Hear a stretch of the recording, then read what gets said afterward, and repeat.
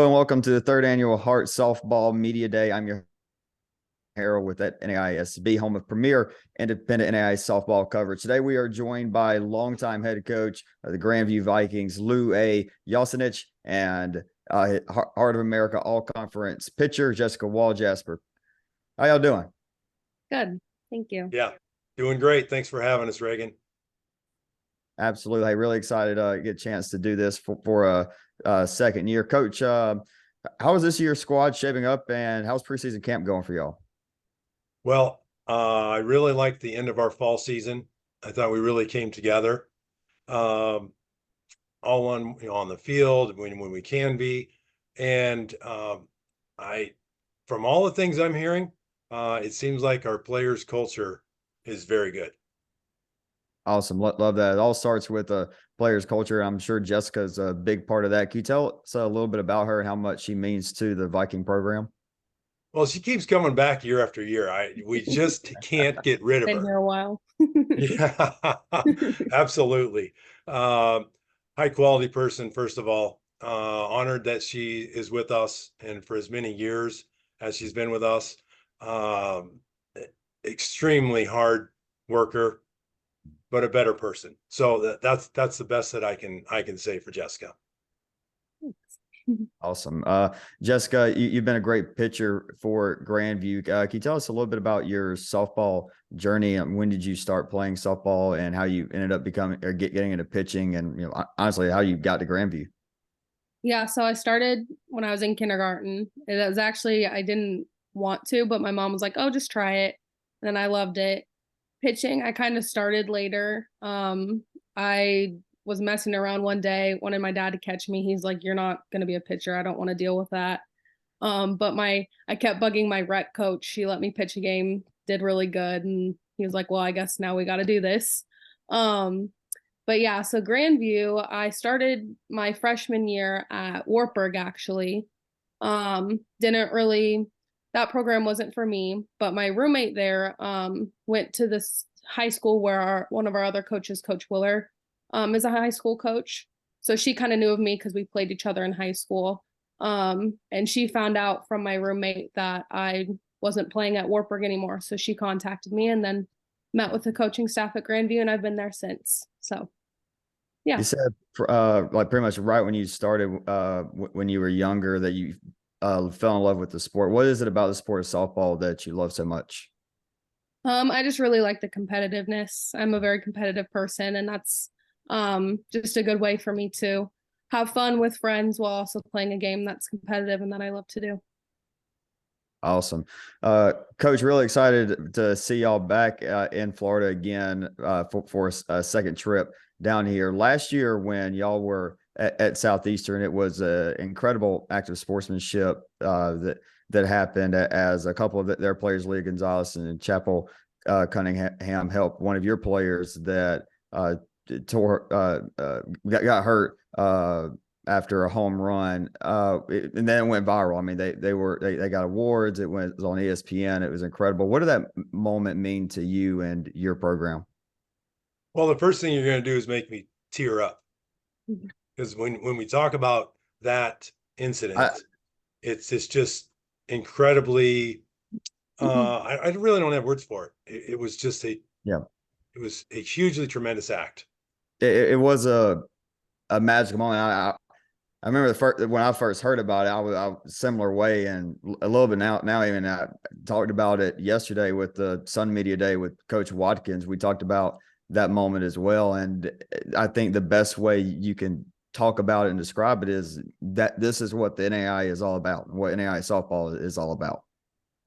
100% agree. We compete on the field, and you have respect for your teammates.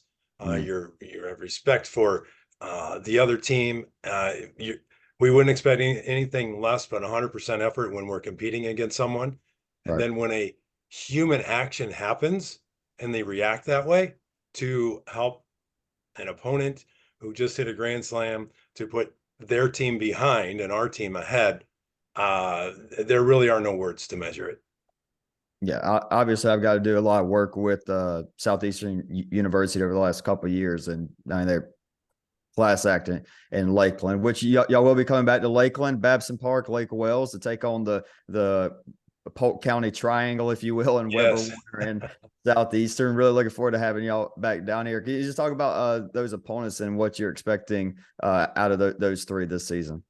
I think I'll let Jessica go ahead and answer that. She's been there a couple of years, 3 years probably now. And what do you think about that?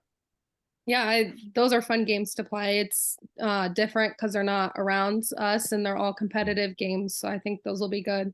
Last year, obviously, the Southeastern game was a really fun one to play. It was exciting. And then, yeah, the other two teams are good too. So just getting down there again and being able to play them will be exciting.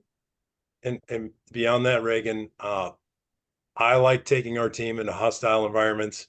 It's usually about, you guys think it's cool down there when it's 80 or 85 or whatever. And we can't get out of the sun enough when we're down there for the first time coming out of our indoor facility. And taking our team there early in the season, watching them compete, creating opportunities for them to compete, to see what all of our warts are early in the season against quality opponents at their venues. That's exactly what I look for our team. Yeah, and talking with all three coaches in the last couple of days, all three are really excited to have y'all down there again. I love it. I love when you have Midwestern teams come down here and enjoy a nice little vacation, if you will, taking on the teams. Jessica, I'm sure y'all really enjoyed the trip to Florida. How much you looking forward to making that trip again one more time with your teammates? Oh, I'm so excited. It's like one of the best times of the year besides postseason. Just getting to be in the warmer weather, getting to hang out with teammates, and then again, getting to play teams that we don't get to see all the time. So yeah, it's one of my favorite times of year. Absolutely. Coach, pitching is vital to the success of a team, along with Jessica. Who else is going to be in the circle this year? We're leaning on a sixth-year pitcher, and two fourth-year pitchers. You can probably figure out which one is the sixth-year pitcher. Yeah, she's on the telecast with us today. Yeah. We are leaning heavily into our senior dominated pitching staff.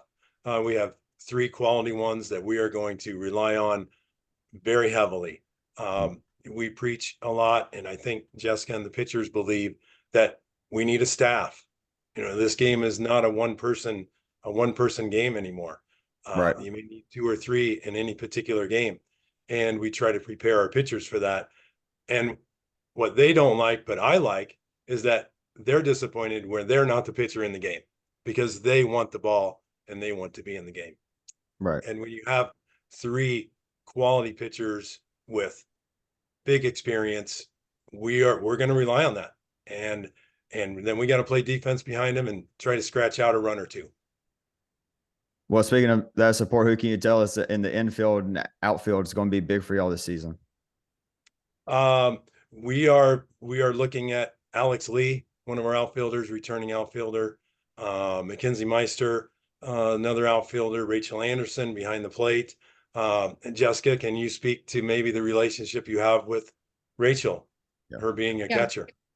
Yeah, Rachel's awesome. It's like she can read my mind. She knows everything I want to throw.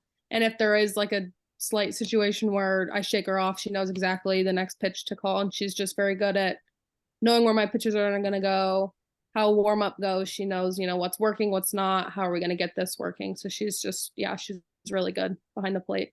We both trust each other, which is good.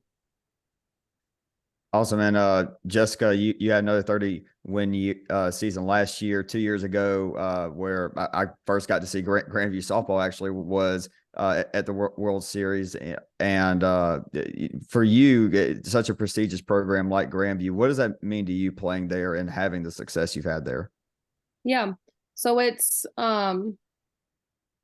is a little pressure just because, the people that have paved the way for our program, have put us in this high, there's high expectations. So we need to meet those, but it's exciting as well because it gives you something to strive for. We all work very hard in practice so that we can meet those standards and exceed them so we can get to the World Series again.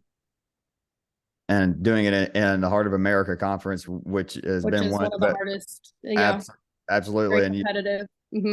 Absolutely. You've got to play play a lot of Heart of America games. Mhm. I mean, can you just talk about how much you enjoy those matchups you get to face week in and week out in the spring? Oh yeah. It's really fun because, you know, every single game we go into, we're going to give our best and we're going to get their best. You know, we face some of the best pitching in my opinion in the country for NAIA, as well as hitting. You know, you got Baker, really good pitching staff, obviously CMU, really good pitching staff, hitting all around for a lot of the teams are really good. So again, just giving our best for every game, and we know that we're going to get their best because all the teams we face are very competitive.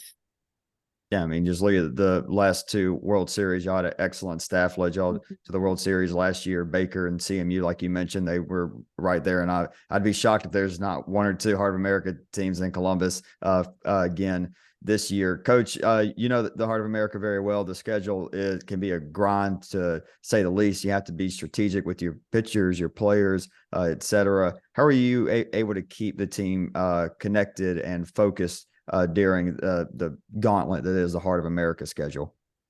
Well, I think when we get down to simple things, our simple things are eliminate drama and play tough. Mhm. And if we can, as a group, strive for that, then the games take care of themselves. Then it's fun to get on the bus. It's fun to get the field ready for the team that's coming to our place. Right. And if we can do those things, and our players help each other in achieving those things, then it doesn't matter if you're a pinch runner in a game, you're the starting pitcher, you're a replacement outfielder. Our job is to believe in those things, eliminate drama, play tough, and prepare you for that opportunity and be ready for that opportunity when it comes. Yes, sir.